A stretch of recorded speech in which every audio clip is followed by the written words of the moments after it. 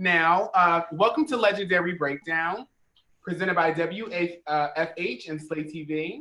This week, we are going to be switching our focus from Legendary on HBO Max to discuss the current state of the Black LGBTQ plus community and why shows like this are so important. So I would love to introduce my very special guest today, Gia Love. How are you today? Hello, I'm so happy to be here and to talk about some of these very serious issues we have in our community. Yes. And we also have Zap Harris from Legendary HBO Max. How are you, Zap Harris Ebony? What's good, y'all? I'm good. How y'all doing? Doing really good. And we have none other than the Miss Shalae. How are you doing this evening from Legendary HBO Max? We all know her from your TV screen, my phone camera. We know her to tour the world and be the best Beyonce impersonator. And I'm sorry, my face icon, period. How are you today? I'm wonderful. Thank you for having me. I'm so glad that we're all here. So I just want to intro this episode with a bit about what's been going on and what we're going to be talking about this evening and all of that. So I want to start off by saying I'm emotionally exhausted, as I'm sure everyone on the call is and everyone in the world is. It's a lot going on right now. Our state of the world is, to me, a state of emergency because there's so much going on. We're in the middle of a pandemic. We're on the brink of what could be a race war, and we're dealing with marginalized communities that our voices are being minimized through all of this. So that's what today's show is about. In the midst of protests for George Floyd, Nina Pop, Breonna Taylor, Tony Mcdade, and so many more young Black trans women, I'm going to take that back. In the midst of protests for George Floyd, Nina Pop, Breonna Taylor, Tony Mcdade, and so many more, this week, there was a young Black trans woman named Ayanna Dior, and she was attacked by an angry mob of Black cisgender men and women. I'm choosing not to show the video here because I feel like it's been shared enough, it's been amplified, and we don't want to continue to just show that image. In the midst of the protest, I'm choosing not to show the video. I'm sorry, I'm just a little shaken up. I just wrote this script. I wanted to be very clear what we're speaking on. Furthermore, today's live and today's conversation is going to really be focused on how do we challenge our community, the LGBTQ Black community, and the heteronormative Black community. How do we challenge ourselves and them to stand with us the same way that we stand for them? So I want to just open up this chat with my guests and just tell me how you're doing through this week, and if you've seen the video that's been going around and circulated of Ayanna Dior, what takeaways do you have from that video? So, hi everyone, I'm doing the best that I can be doing, all things considered. I've been working with BTFA to mobilize funds for protesters who are out there on the front lines, in the streets, protesting for Black trans lives. So if you're not aware of this, you can check out the Black Trans Femmes in the Arts Collective, and we currently have a fund that we're raising money to get resources to where they need to be.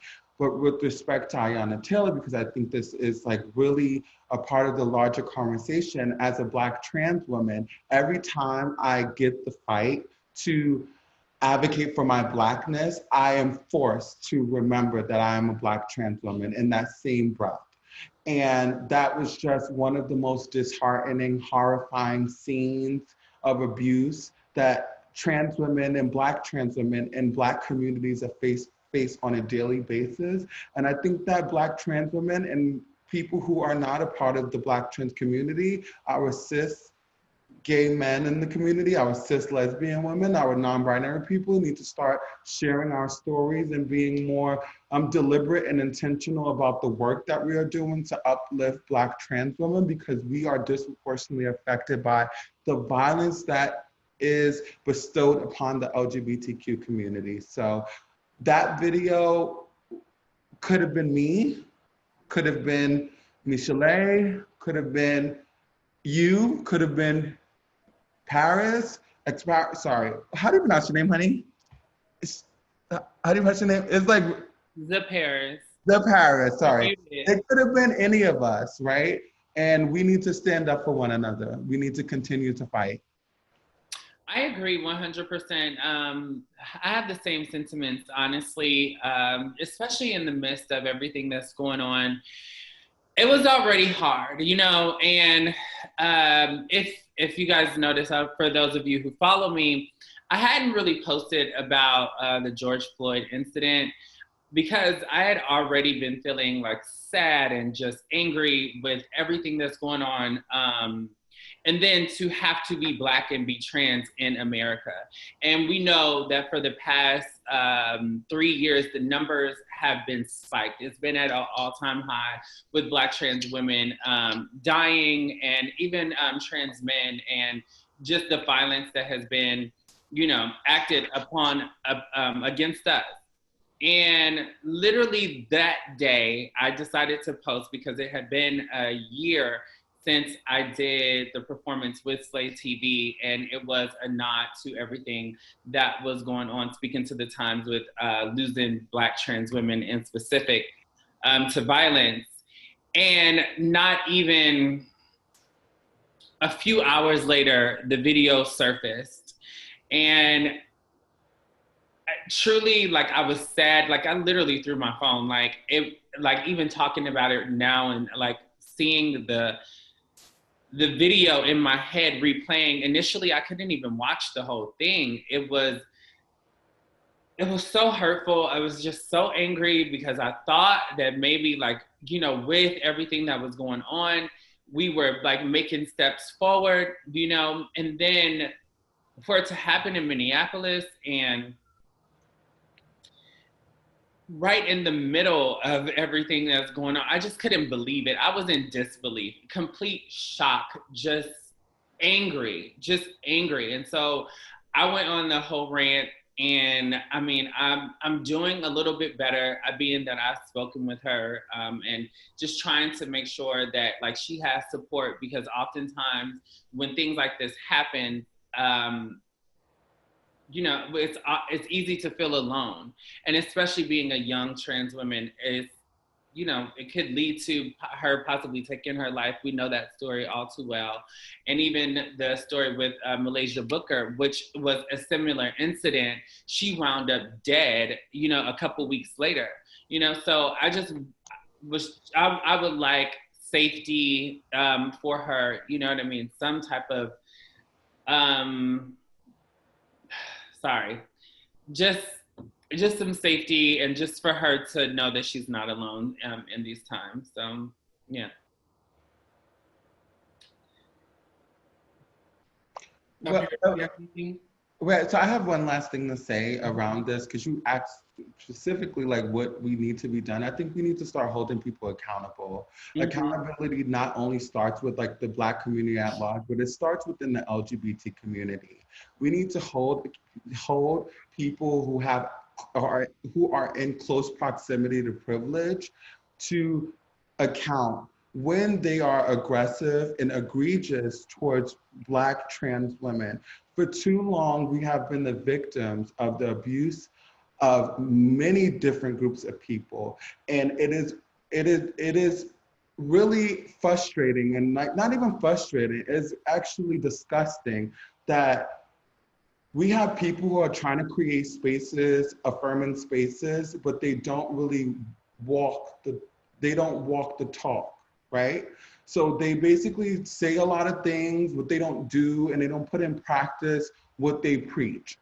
And many organizations that I have been a part of have inflicted violence against me. And violence against trans women is not only physical. It does not allow us to thrive. It does not allow our representation to be to its fullest capacity. And it is not allowing us to be equitably accounted for when we talk about, in these conversations, right? And this starts with holding ourselves in the agencies that we are a part of, right? And really think about how we engage in dehumanizing practices when it comes to trans women, Black trans women particularly. We need to honor our work. And we know what we're talking about. We're not crazy. And we know the experiences we experience on a daily basis. And it starts here in this conversation with all of the organizations that we are part of, because there's not trans leadership there. Know how, be mindful of the way you treat Black trans women. Yeah, I totally agree with everything that's being said right now. For me, my standpoint is to seek knowledge and more understanding, because to be in a category of gender non-conforming, I kind of somewhat put myself on the fence to see or to try to understand both sides of the story. And what really resonated the most and what really brought more awareness to me was the Malaysia Booker situation. It brought more understanding and more knowledge to, like what you were saying, Gia, about holding our agency accountable, because a lot of situations go on in our community, and we have these agencies that are getting funded to do things for specifically the trans community, that they aren't allocating and they aren't really doing with the funds that they're supposed to be doing. They're not doing what they're supposed to be doing with the funds that they are getting. You know what I mean? And that irritates me, because of the simple fact that in that one situation, she would have been a prime example that could have benefited in a more positive way. And we let that, we let that situation happen to a member of our own community. So I 100% definitely agree with holding ourselves and our community at its full accountability first and foremost, before we can get the rest of the world to be on board. Because if we come together as a unit and we all on one accord, we can all go out and spread what the unity message is supposed to be. You know what I mean? If we're not all on the same page, it's never going to get across what we want to get across. So I definitely do agree 100% that it starts with us. I think I'll speak to that too. It's really important as Black queer beings to check our families and those around us, right?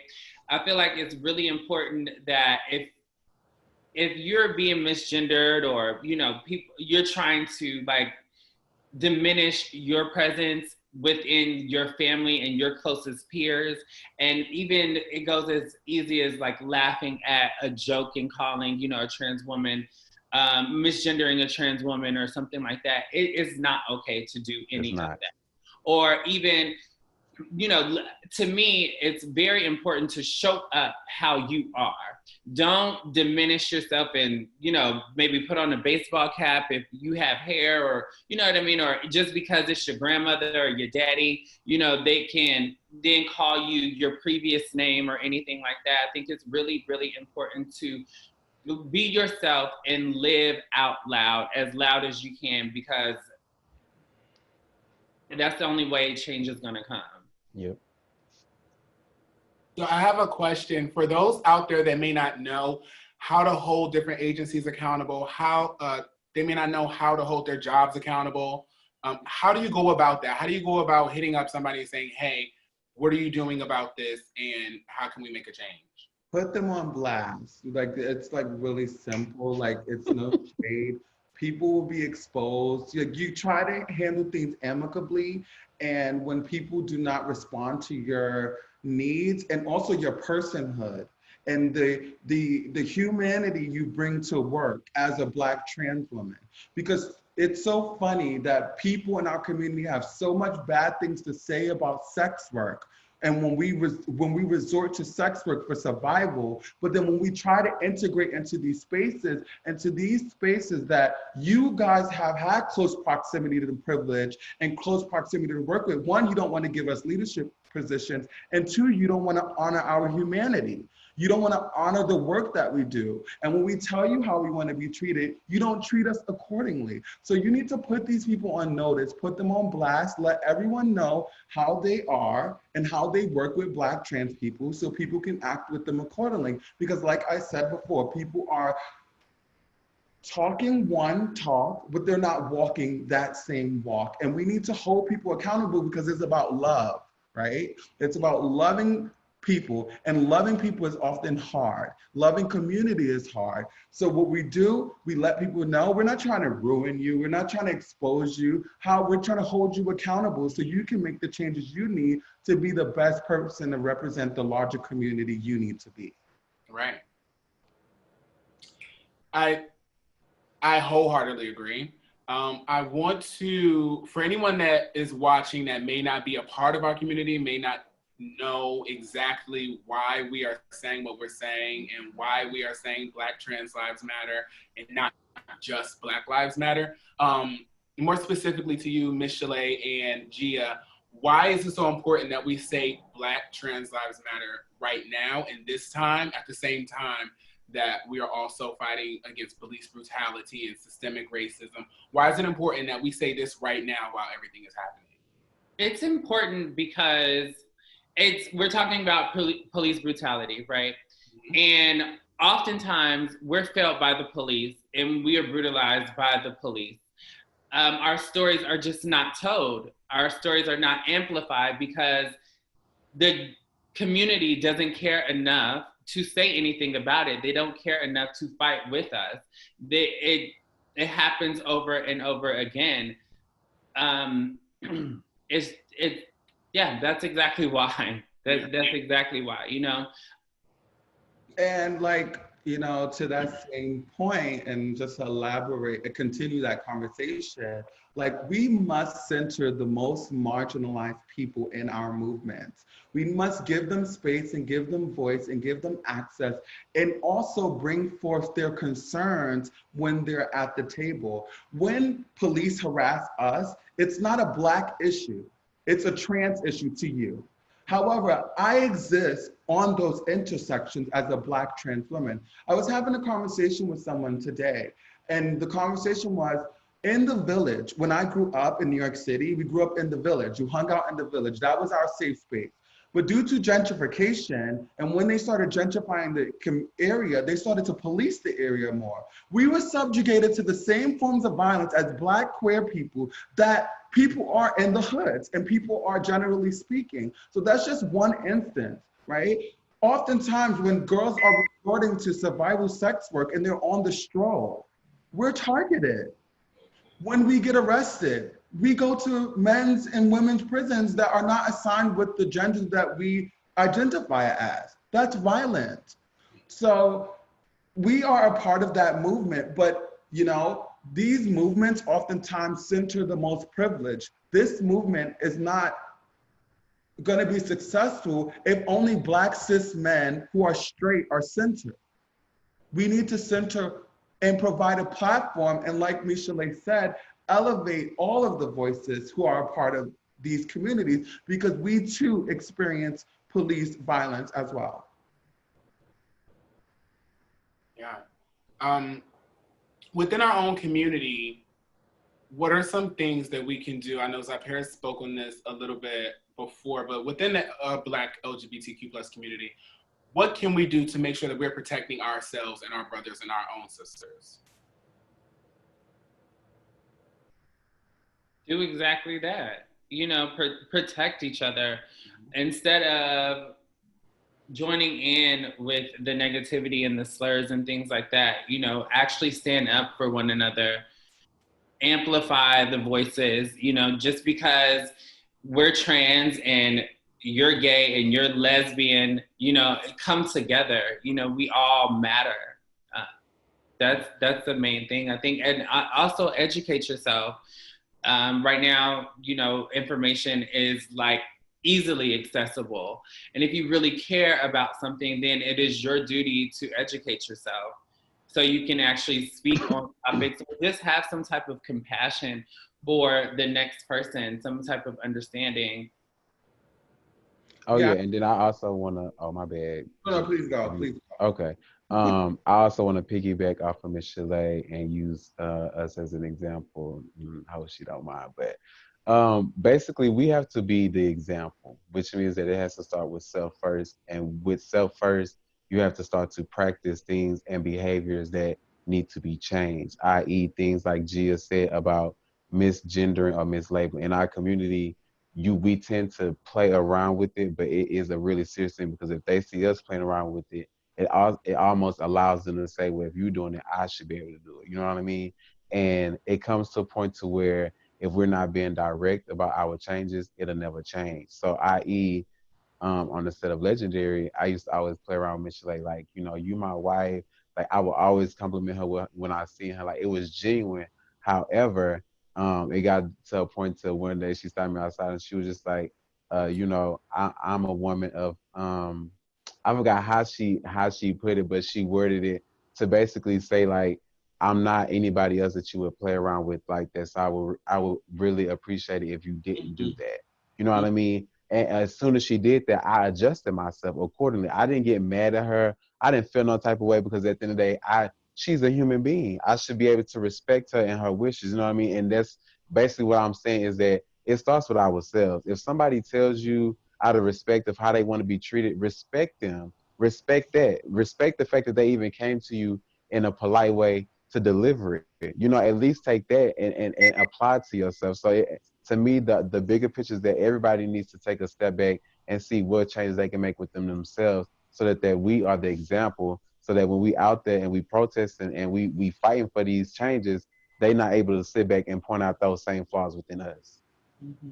So like I said, like, put people on notice, support Black trans organizations. There are so many Black trans organizations out there like BTFA, For the Girls, the Okra Project, the Black Trans Travel Fund. These are all organizations that are led, Destination Tomorrow. The list goes on, right? Support them, go get services at these organizations, right?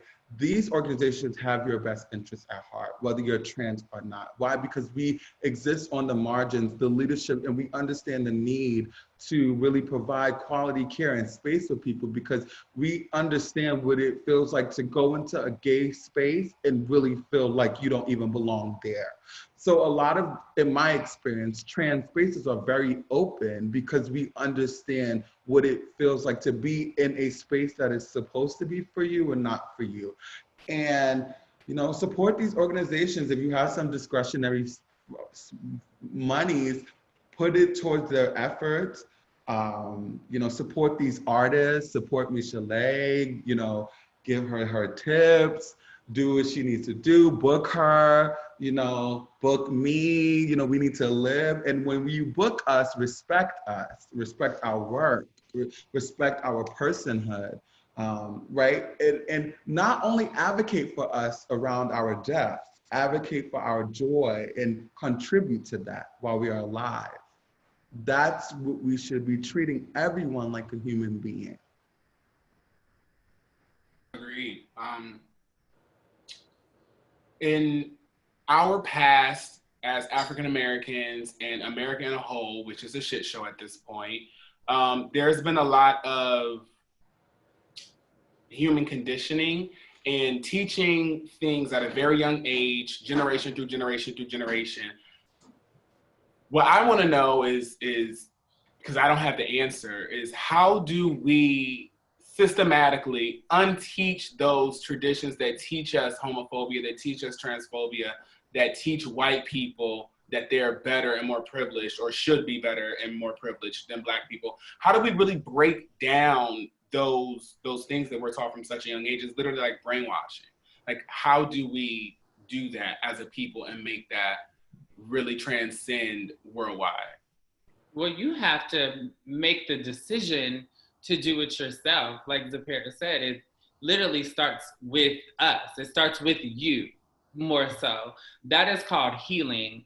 That is called doing the work within yourself. And that is more important than anything. Trying to change someone around you will never work.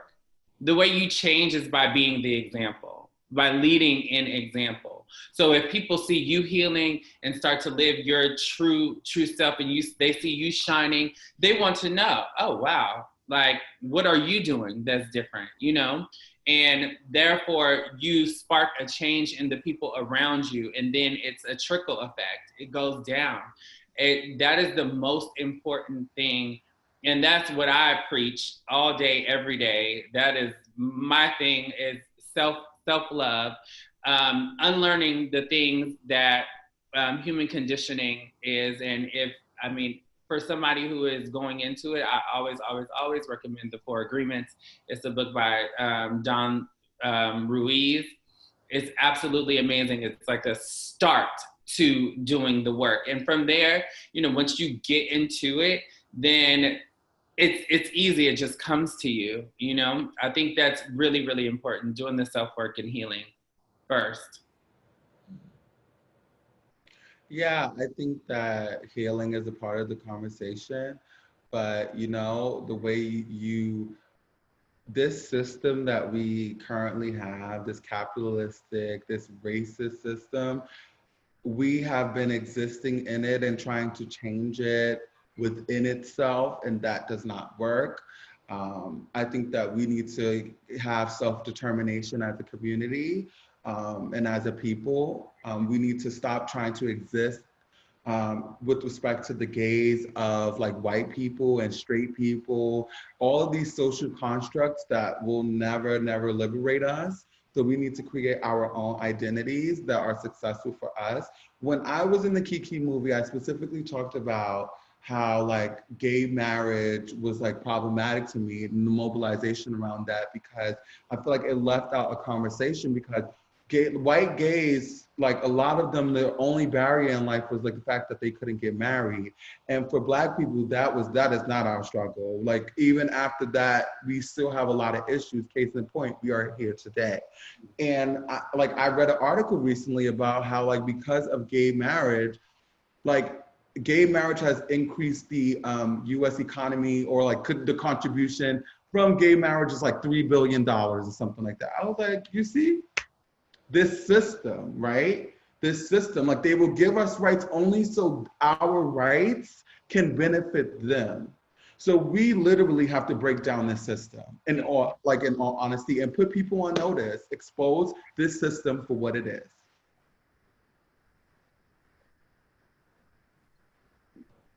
Yeah.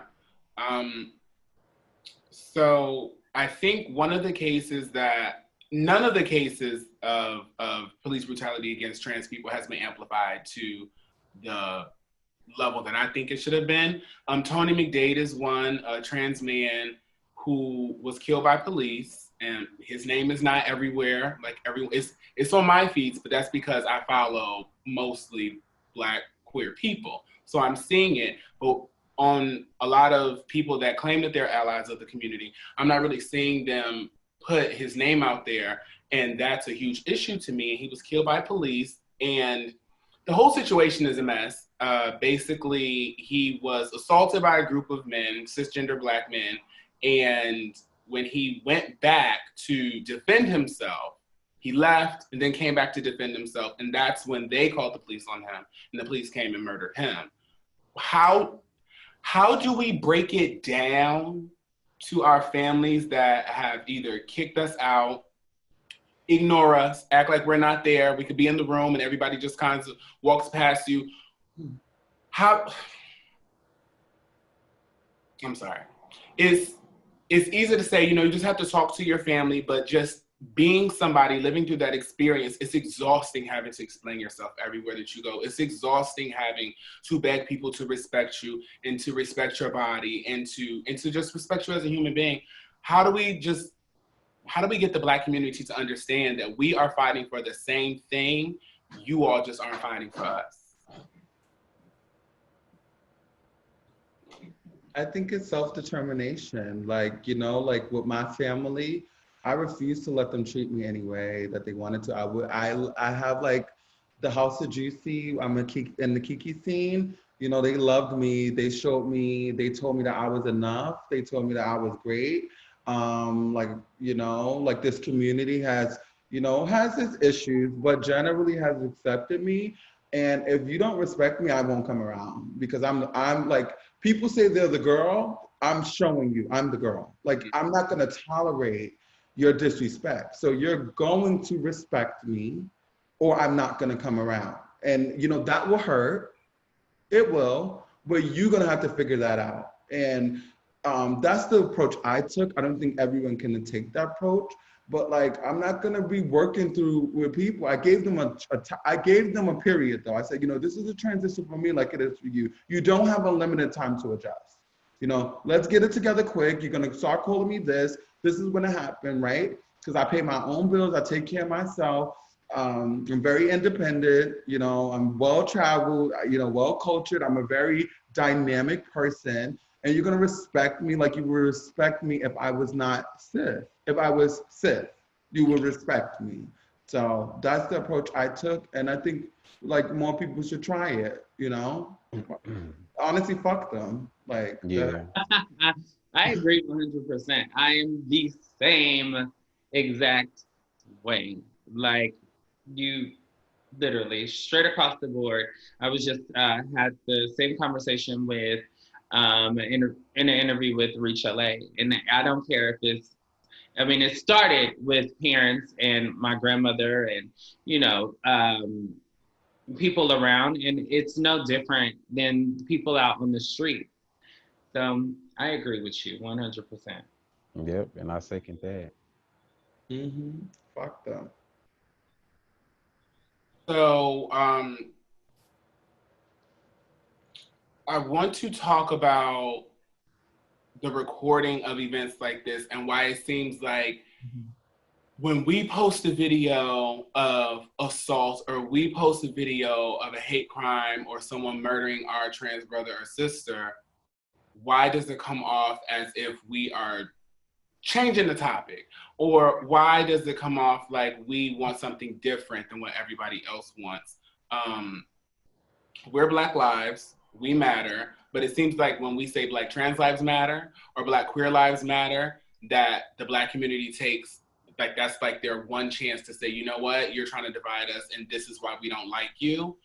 What, I don't want to say what can we do, but how can we better trust, or what should the heteronormative Black community be doing so that we can better trust them? For any of those that may be watching that are allies but maybe don't know how to do it, is Google's out there, so I really don't give anybody the benefit of the doubt anymore because you can research everything. But for somebody that really may be ignorant, and I use that word strongly, that is ignorant to how they can literally support us, what can they do so that we can trust them again, so that we can say, if I go out and protest, I know that I'm going to be safe. I know that you're going to take care of me the same way that you would take care of this cisgender male or female, because I don't feel safe to go out and protest because I feel like the protest may be over and I may be on my way home and then I'm assaulted by my own community just because of who I am. I think that we definitely would have to you gotta protect your energy. Like I'm so big on that nowadays, especially. And when I say that, I mean to the bone or to the point of I'm not gonna be around somebody whose energy doesn't match his mine or whose beliefs don't match his mine. Like you can still love a person from a distance. So the fact that I feel like we entertain a lot of mediocrity is another reason why a lot of our own issues are come second to what should be, at an equal stance. Like it's no shade when you see the gay community talk about anything. The mass majority of it is not talking about anything of any substance. You know what I mean? It's so very few G's. It's so very few Miss Shalaes. It's so very few, people who actually are informed, who actually know the information and actually know how to go out and advocate for the community. It's not enough of us. We're overpopulated by the ignorance of our own community. We're overpopulated by what sparks our interest more. You see more gay people posting shit about celebrities who then leak porn videos, then you see them advocating for the same shit that's going on in our own community. That's sad. At the end of the day, we can't hold no other community more accountable than our own because we are really doing it to ourselves. And I feel like honestly, what has to happen is the whole community has to get to a point to where now we're woke. Like how America right now is woke. Everybody's protesting because everybody's woke to what we've already been awakening to, what our ancestors have already been awakening to. The gay community hasn't gotten there yet. They not fed up enough. And it's so sad because how many more people have to die until y'all get woke? Like that's where I am with the whole situation because it shouldn't take that. We all live amongst each other. We all see these same type of things going on. So why do you put more emphasis or more important on when the next J is coming out or how big this nigga dick is? That's not of no fucking importance right now, especially if we all living in and we ain't getting treated equally. Okay. So one thing that I noticed that happens all the time whenever our stories are amplified is that the same way white people criminalize Black people in situations of police brutality, and they say, well, that Black man must have done something. The same thing happens to Black trans women. Whenever there is any time that we can all see as a whole something that's happened, whether it be a hate crime, assault, or murder, people always go, well, heteronormative people always go, well, No. what happened? What's the backstory? I think that you should really not say everyone. Even in our own community, they do the same thing. It's not just heteronormative; it's everyone. They do that. There was a trans man on live, literally like counter narrativing the experience she had and justifying her attack. So like that's like an experience that we have a problem with across communities and identities. It's a strong problem. To speak to that a little bit, I think that it's the white gaze, it's the cis gaze. It's like we live in a world that wants me to be so insecure about me being trans. No, I think trans is beautiful. I really believe that, and I wear it as a badge. Fuck it. I wear it as a badge. Like I'm Black and I'm trans and that's beautiful and that's it, right? And I not only say that in these Blacks, like these gay spaces, straight spaces, I say it everywhere. Like I let you know that my existence is enough and that goes with my politics, right? So my voice, very powerful one, does not need to be added to the conversations about Black cis men. We have a disparity here and inequity, and Black trans women's stories are not being told. I'm a Black trans woman, I'm gonna tell my story. They don't want us to tell our stories because when we tell our stories, we have to tell theirs as well. Because a lot of their stories are interwoven in our stories. So they don't want Black trans women to live and be free and thrive because a lot of Black cis men's stories interlock with our stories. They don't want that. So they want us to silence us. They want to shame us. They want to, no, baby, keep speaking, keep living. Because our lives, right, when they see us in collective, that's why BTFA is so important to me. Because it's Black trans femmes coming together to create art, to support each other. They don't see shit like that. Led by Black trans women. They don't see stuff like that. Creating advocacy, creating support. No, we're supposed to wait for them to support us. That's why my message to those people are, I would respect it more if you guys just say you don't want us a part of your movement. Because what it would do is for a lot of people who are waiting for you to change, it will just let them know that you will never change. Because it's not our job to change you. And I think that we need self-determination. We need to exist within our intersection, but continue to push forth our issues because that's the most important thing, us centering ourselves because they're not going to tell our stories. I'm finding that even with all of these questions, it's the same answer. It's constantly just to seriously just be authentic and continue to be true and living yourself. Support one another. And that is the only thing that would ever change anything else around you. You can't change anyone's mind. You can't combat ignorance. Ignorance is going to the person, if they are choosing to be ignorant, that's exactly what it's going to be. Mm-hmm. I don't think it's my job. I don't think it's anybody else's job to try to change your mind. However, if somebody is open to it, then it will happen because you are living authentically. You have no choice but to influence the people around you or people that are looking at you. That's how I see it. And I think that to even put this in conversation with things like ballroom becoming mainstream, right? Ballroom having platforms like on HBO Max. These institutions need to not only put us up in geesh and let us perform, but also support the work, right? Because there's a lot of stories on that show about people and their lived experiences. And I know from my, like, you know, I was in Kiki and I didn't, like, you know, I got opportunities from there, but I had a lot of issues after that. And I know, frankly, this show can change people's lives, but for some people, it won't. So what we need to do is utilize this platform to really speak to the issues, right? As well, that the lived experiences, because the ballroom community is still being affected disproportionately by HIV. Have a very, very, very intimate relationship with death. We lose people all the time within our community. And what these platforms need to do as well, because they have the money, they have the power, they have the privilege, they have the access, they need to contribute to these movements, and not just as a campy thing, but really, right? Because people are dying.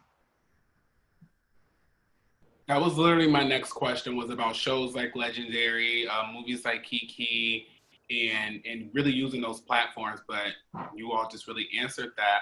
I want to open this up for any questions that anyone may have. I know that we're streaming live on Facebook, so those questions will get filtered in.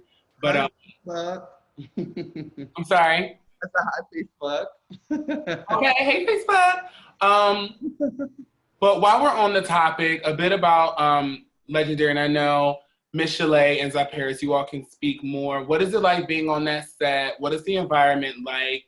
Are they truly, you know, for us and by us?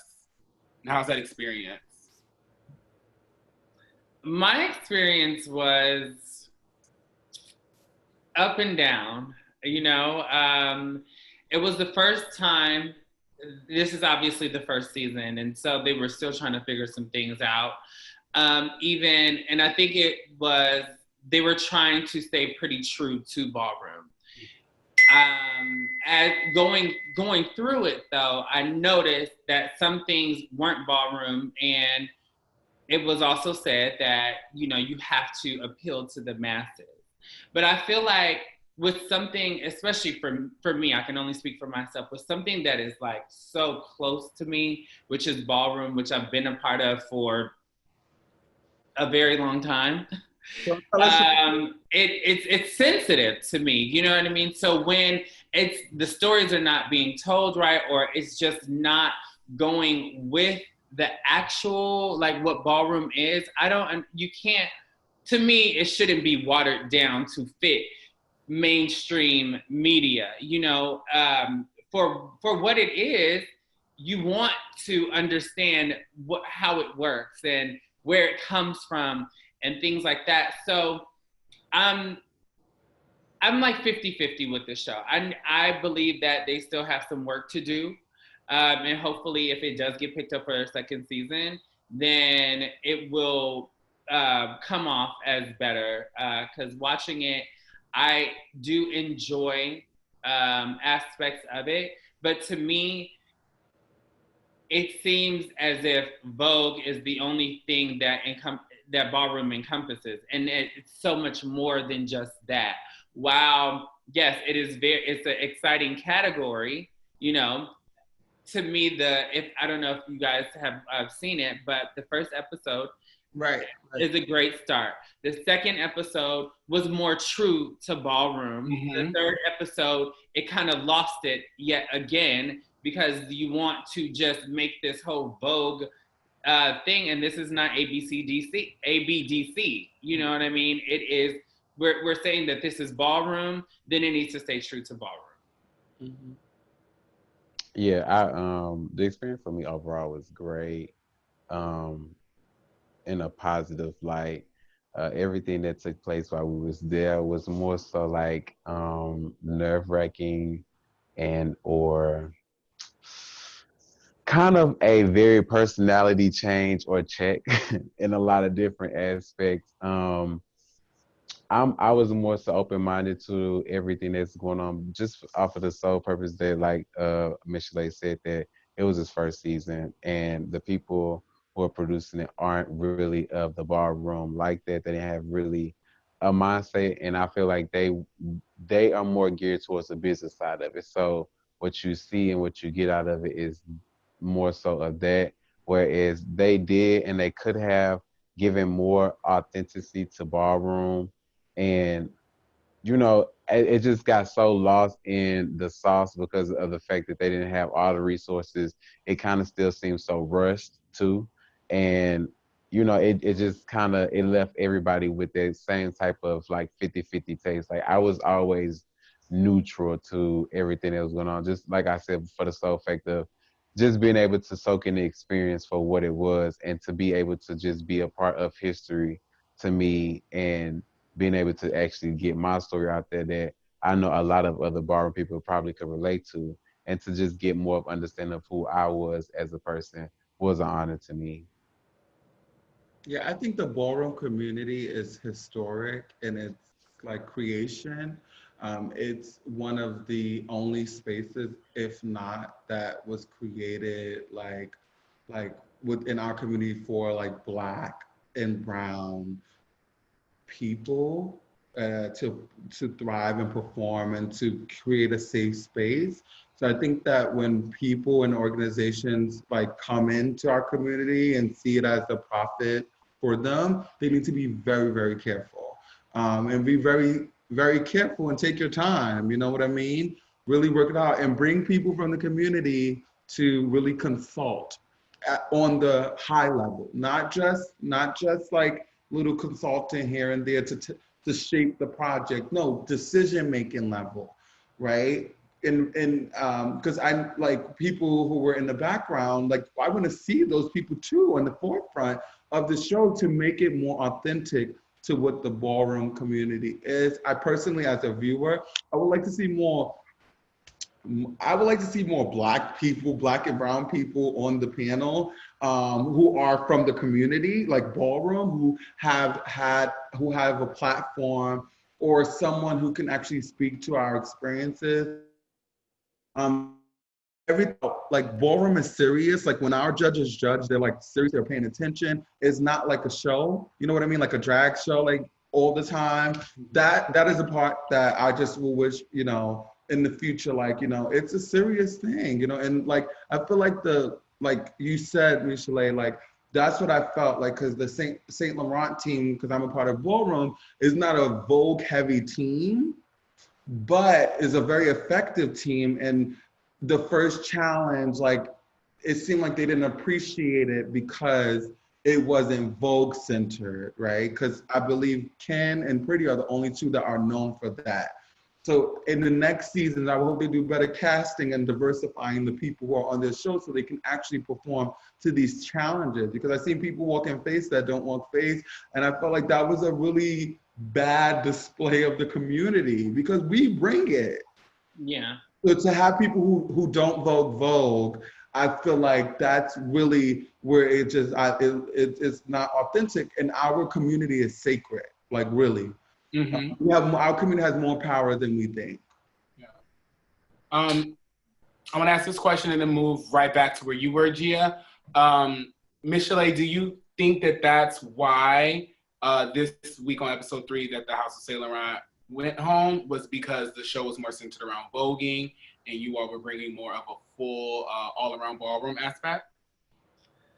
That reason to me, it was, other reasons too, which I won't go into discussing the specifics of. But absolutely, just like they said in the beginning, are you guys gonna Vogue? And to that, I will say this, with it being the first season, literally, like things were written out one way and then it would come out as something different much later, regarding the categories and things like that. I guess that's another reason why the second episode went the way that it did.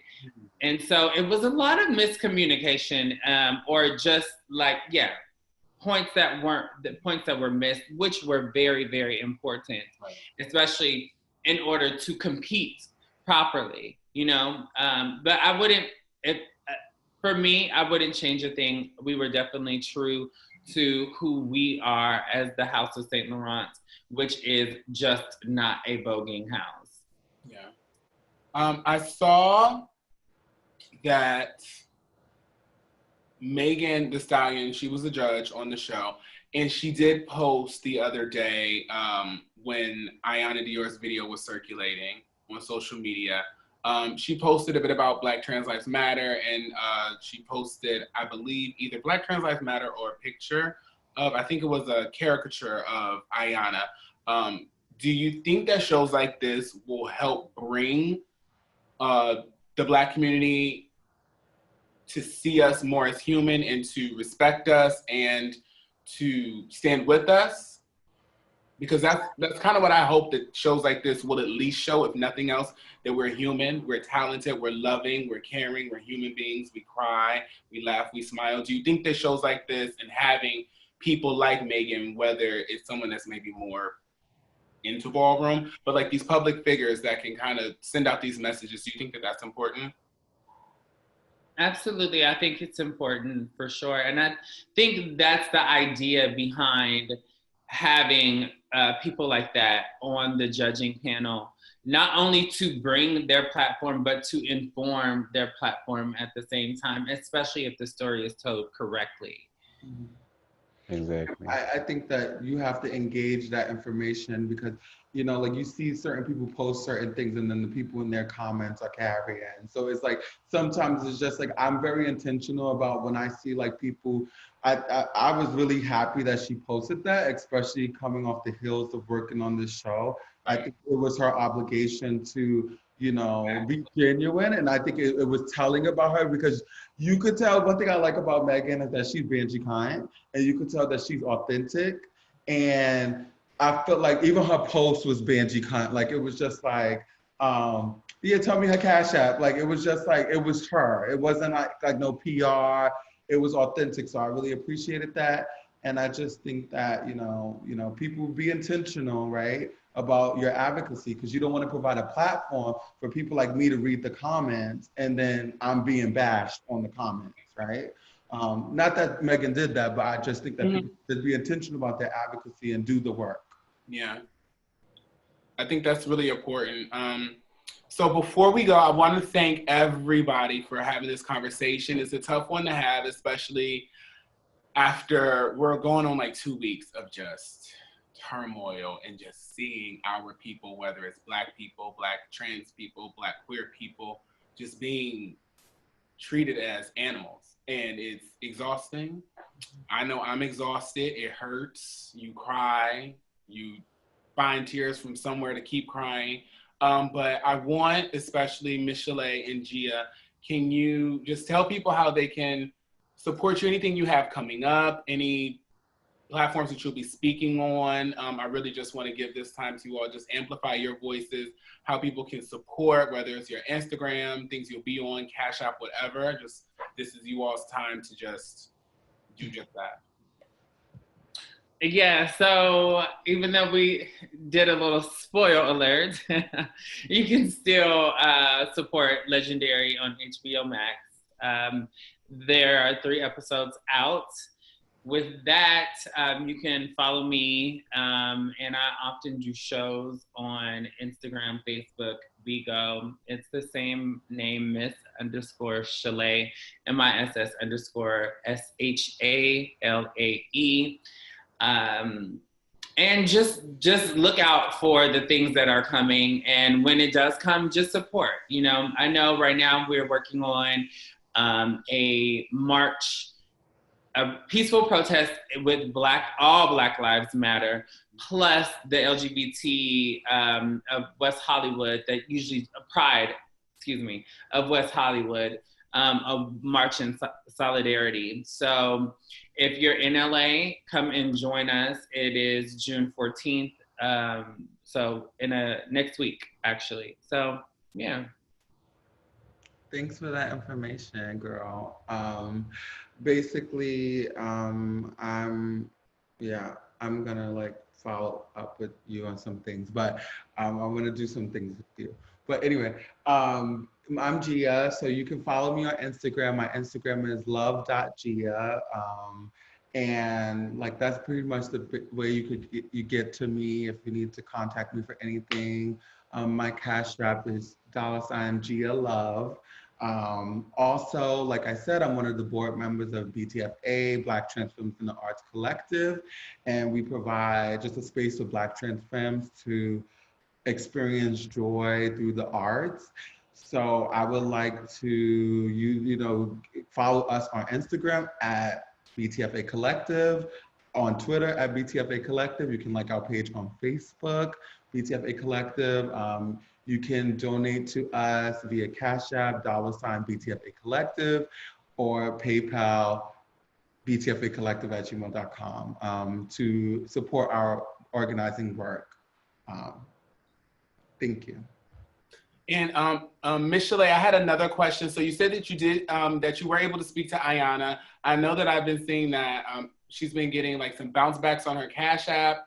Some people are saying that it's not working. Can you just let us know how she's doing and if there is a Cash App that is working for her and where people can support? Absolutely. Yeah. So she is home. She's safe. She is overwhelmed by the messages and people trying to get to her. Thankfully, I was able to get through to her. So her Cash App, small story, was the Niger baby with 2 eyes. And she was getting that. If it went through, then she got it. The person whose Cash App it actually belonged to, she decided that she wanted to take it back over. And so Ayana created her own Cash App, which is the $ Ayana, IYANNA, capital D, capital I, capital O, is her official Cash App, her only Cash App. And there's also a video of her saying that on my Instagram, just in case you don't get the information now. If you feel you want to donate to her, then all the information is on my Instagram. Thank you so much. Thank you so much. I was what's going on because that's all I saw was I didn't know if like Cash App. I didn't know what the T was, so I wanted to make sure that we got that out there. Any last words for Paris? No, I'm truly honored to be amongst a panel of such beautiful women, such beautiful activists in our community. I definitely want to say to you two to keep doing what y'all doing because y'all two are definitely affecting the community in a very positive way. No matter if y'all see it or not, it's definitely working. And remain consistent and steadfast on y'all journey to equality. I love y'all. Thank you. Thank you. Guys, Thank you so much for having me. I love each and every one of you guys out there for sure. Thank you. I want to say I love all of you all for being here. I love you all before you were here, and I love you all forever. Thank you. This will not be the last conversation that we will be having about Black Trans Lives Matter, LGBTQ plus Black issues. This is Slay TV, and we will be continuing these conversations in the upcoming days, weeks, and months, and years, and forever, because that's just what we do. And that's how we make sure that all of our voices are amplified and that we're always elevating the conversation the best we can. And I thank you. This has been an amazing hour, and I hope that this touched somebody out there. I hope someone learned something. And I just really hope that from this point, with everything that's going on in the world, that this means that change is really almost here. So I thank you all, and thank you so much for being here.